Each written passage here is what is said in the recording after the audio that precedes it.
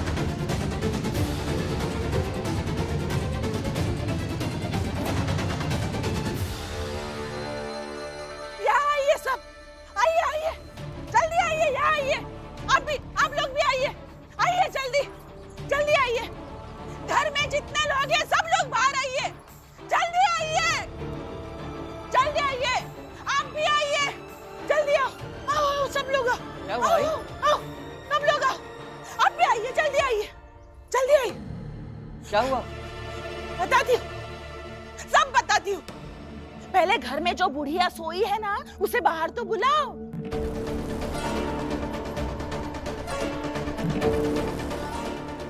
अरे मैंने अपनी आंखों से देखा है वो बुढ़िया को अंदर सोते हुए। ए बुढ़िया, आजा बाहर। कितना सोएगी? आजा आजा, जल्दी बाहर आजा, फिर बताती हूँ तुझे। आजा बाहर। देख,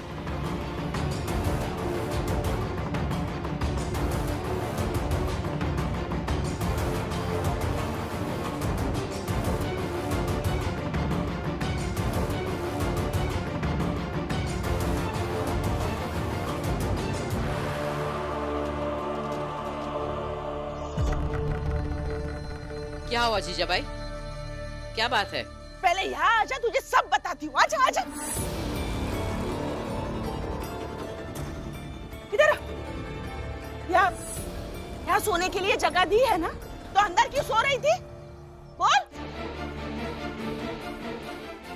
क्या बोला? वापस बोल।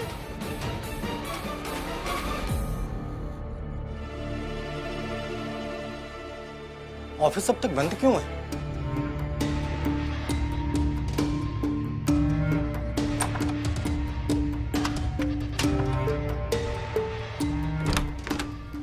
सर नमस्ते। दूर! तुम यहाँ अंदर कैसे बंद हो? जो दो लोग यहाँ काम कर रहे थे ना सुबह सुबह, उन्होंने मुझे बंद किया और वो चले गए। अच्छा ही किया। जिन लोगों की जगह जो नहीं होती वो वहां पहुंच जाते हैं तो उनके साथ ऐसा ही व्यवहार होता है। इसलिए कहता हूं, चले जाओ यहां से।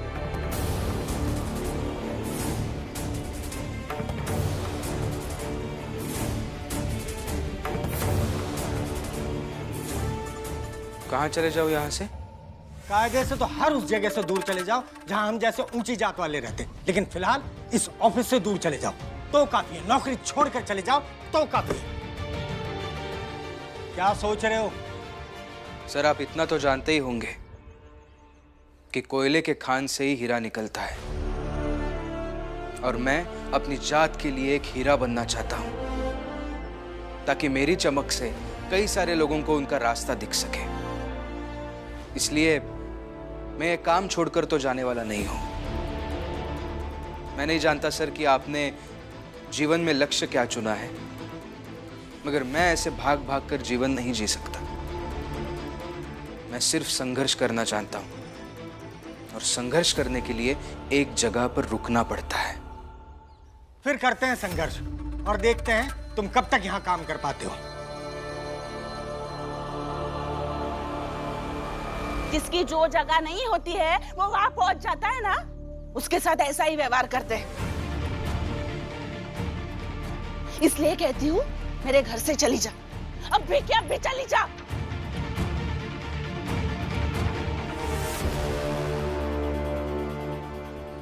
ये ऐसा सोच क्या रही है? चुप क्यों हो? तेरे ऐसे चुप रहने से मैं तुझे मेरे घर में जाने नहीं दूंगी वापस। ये तो हद हो गई जबरदस्ती की।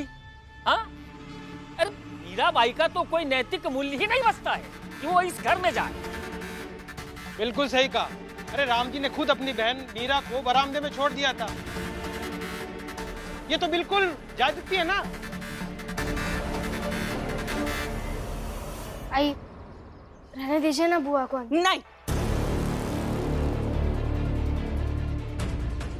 आई, रहने दीजिए ना। नहीं। आई, मान भी जाइए ना, आखिर बुआ है तो इसी घर की ना। हाँ आई, मान जाइए ना। नहीं नहीं नहीं, मैंने कहा ना, इस बुढ़िया को मेरे घर से निकालो, मतलब निकालो।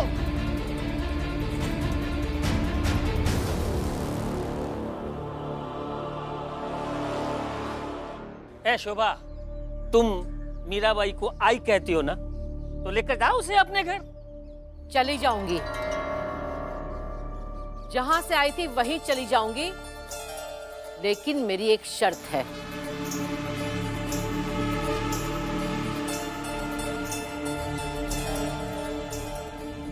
शर्त? क्या शर्त? मेरी शर्त ये है कि जीजाबाई मुझे प्यार से गले लगाएगी, फिर मैं चली जाऊंगी। ये बुढ़िया अब क्या नाटक कर रही है? मैं तुझे गले लगाऊं? सुना सुना सुना, ये क्या कह रही है? अरे ये औरत मुझे पसंद ही नहीं है, तो मैं इसे गले कैसे लगाऊं? हाँ?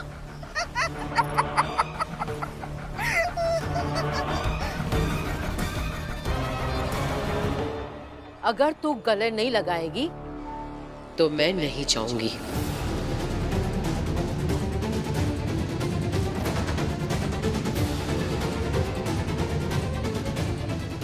भाई क्या कर रही हैं आप? शोभा, इसे कहे कि एक बार मुझे प्यार से गले लगा ले। वैसे तो मेरी बहू जैसी है ना, और मैं उसकी सास जैसी हूँ, तो बहू क्या सास को गले नहीं लगा सकती है?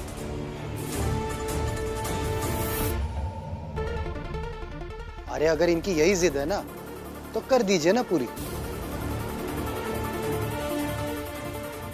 देखते हैं क्या करने वाली है गले लगकर। गले लगना है ना? गले ही लगना है ना? आओ लगाओ गले, लगाओ लगाओ।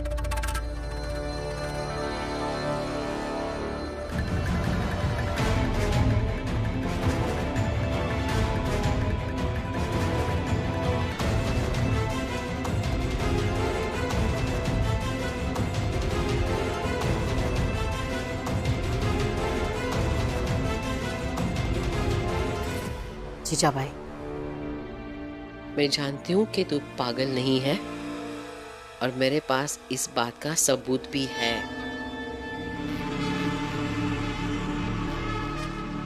अब तू मुझे घर में रहने देगी या सबको बता दूं तेरा सच?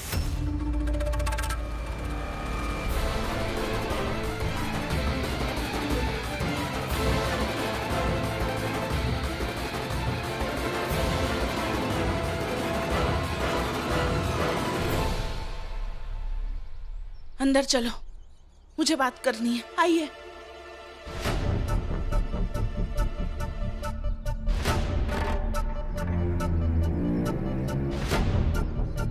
बुआ, हाँ?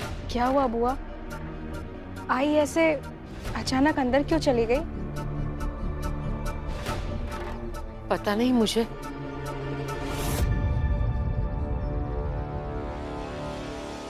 आपने उन्हें बताया कि मैं पागल नहीं हूँ? नहीं, मैंने कुछ नहीं बताया। झूठ मत बोलिए।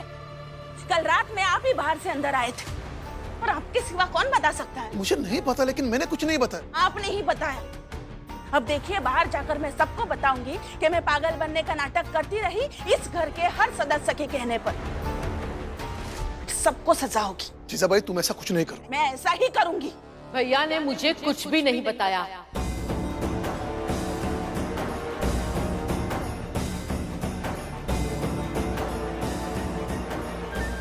सबूत चाहिए ना तुझे? ये ले।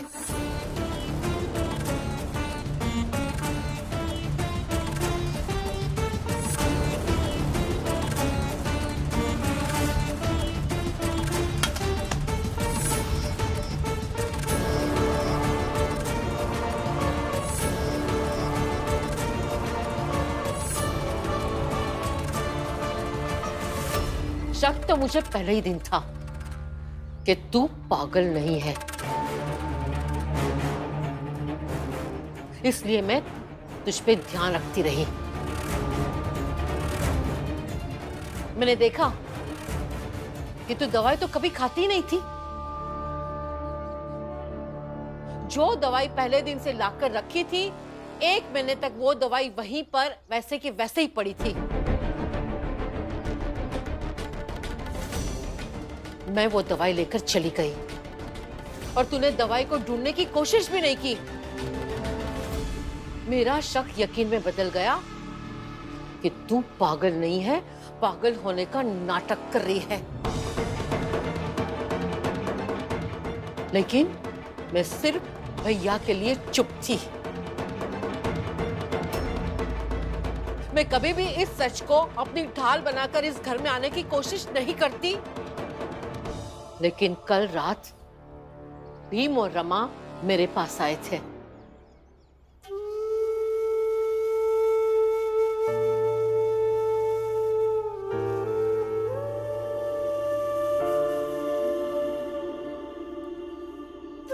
अरे ये क्या कर? रहने दो। आप लेटे रहिए। आप बुआ है हमारी, आपकी सेवा करना हक है हमारा, करने दीजिए। और हम रोज थोड़ी आपकी सेवा कर पाते हैं। ठीक है, कर लो सेवा बस।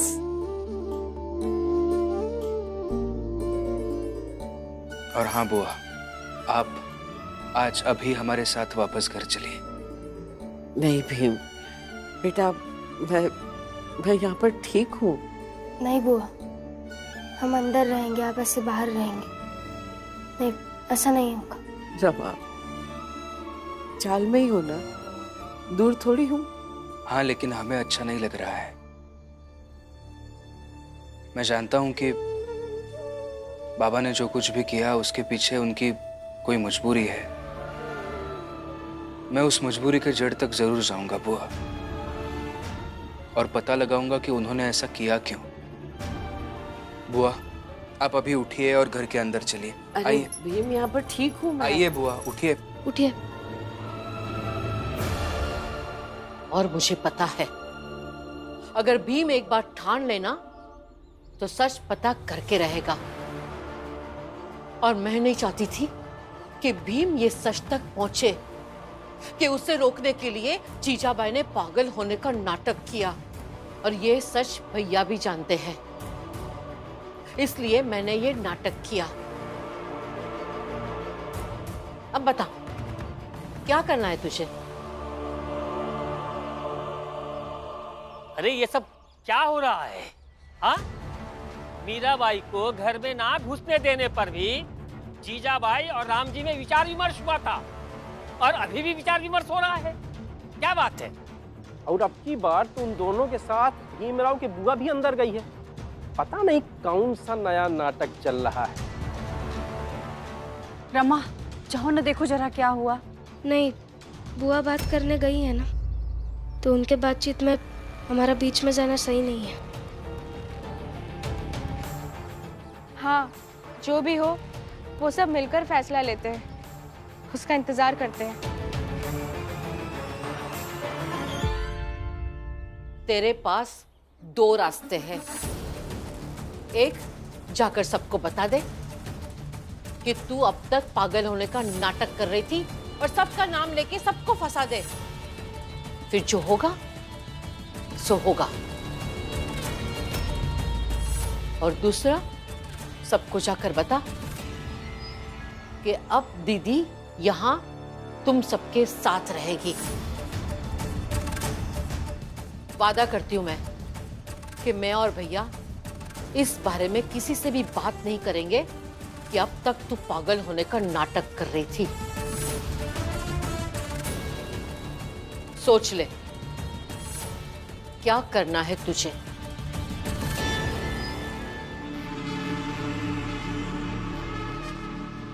और आज ही जब अगर फंसेंगे तो हम सब फंसेंगे। जाओ, जो करना है करो, तुम्हारी मर्जी। जाओ जाओ। इतनी मुश्किल से मुझे ये मिले हैं। इस बुढ़िया की वजह से मैं अपना पति फिर से नहीं खोना चाहती हूँ।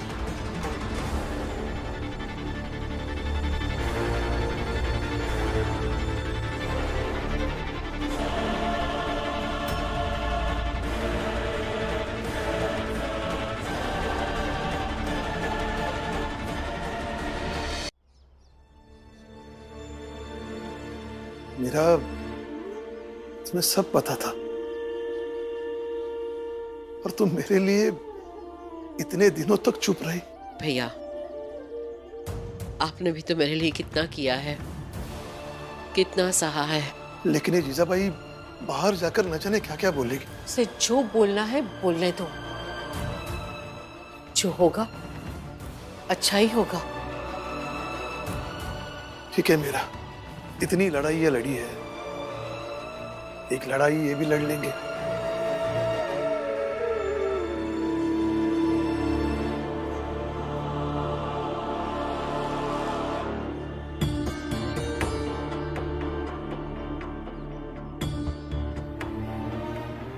नमस्ते साहब। नमस्ते साहब। नमस्ते। इतने अखबार वापस लौटा है, आज बिके नहीं। गिन के बताओ किस किस बंडल में कितने कितने अखबार नहीं बिके। तब तक भीमराव तुम रजिस्टर दिखाओ, जब ये अखबार ले गए थे तो कितने कितने अखबार किस किस बंडल में थे। लेकिन सर इन्होंने गिन के बताया ही नहीं मुझे कुछ, तो मैं रजिस्टर में कुछ लिखा नहीं मैंने। साहब बताता मगर। शांत रहो, तुम जाओ रजिस्टर लेके आओ। लेकिन उसमें। अरे दिखाओ तो सही।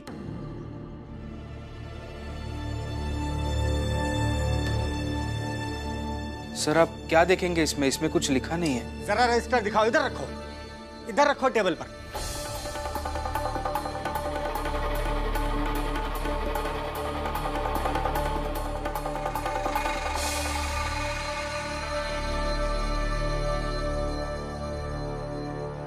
तुम्हारी नौकरी किस चीज की है? किस चीज की नौकरी है? आंकड़े भरने का। और ये तो आंकड़े खाली हैं, इसे भर कर लाओ।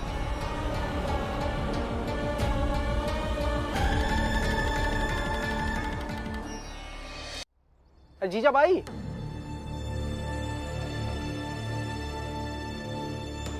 का फैसला बाबा?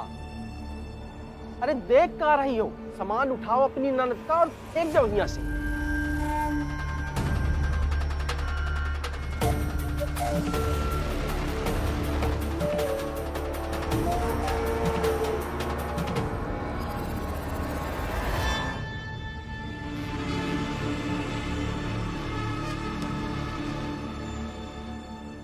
नहीं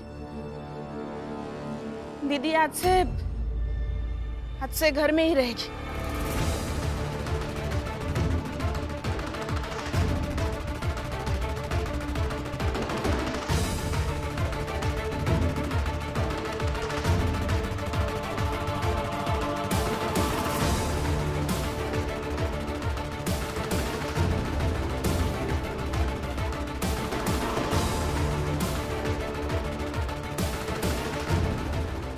वैसे अचानक से आई पलट गई, जरूर कोई बात है। उन्हें बताऊंगी तो वो बताएंगे कि आखिर क्या बात है। देख क्या रहे हो, उठाओ इसे, मुझे आंकड़े चाहिए, भर के दो।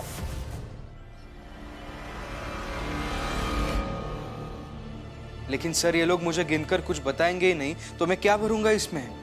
वो हमें नहीं पता, तुम तो पढ़े लिखे हो, पढ़े लिखे लोग तो काम निकलवाना जानते हैं, तुम तो अनपढ़ों से भी गए गुजरे हो। आप बार बार मेरी पढ़ाई क्यों बीच में ला रहे हैं?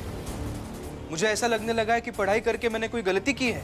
अरे और नहीं तो क्या, पढ़ना लिखना ही तुम्हारी सबसे बड़ी गलती थी। अनपढ़ होते, गिट्टियां ढोते, और तुम्हारे गुरुजी को बुरा भी नहीं लगता, और ना ही हमारे अखबार के मालिक को तुम्हें नौकरी देनी पड़ती, और ना ही ये नौबत आती कि तुम्हें खाली रजिस्टर भरने को कहा जाता।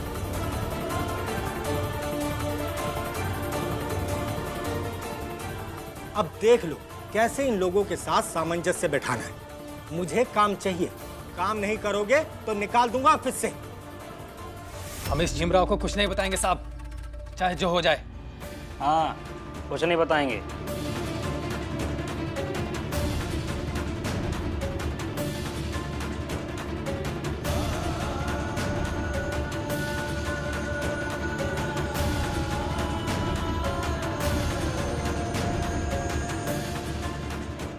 कैसे नौकरी कर लोगे भीमराव, देखता हूं, टिकने नहीं दूंगा।